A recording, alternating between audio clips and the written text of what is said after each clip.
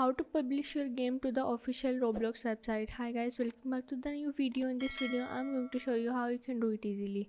So the steps are very easy and simple, so now let's get started.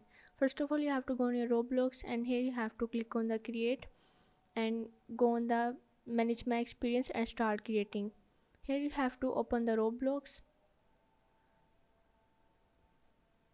and here you have to connect your studio. Once you connect it, you have to log in with the browser, and here you have to add your account. After adding your account, you have to continue this and open the Roblox studio. Now once you're in here, you have to select your model and select the theme. After selecting the theme, you have to add your model.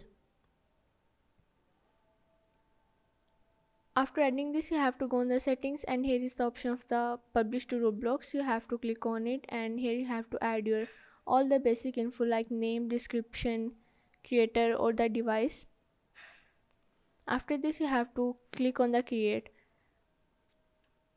and from here you are able to publish your game. So yeah, this is how you can publish your game to the official Roblox.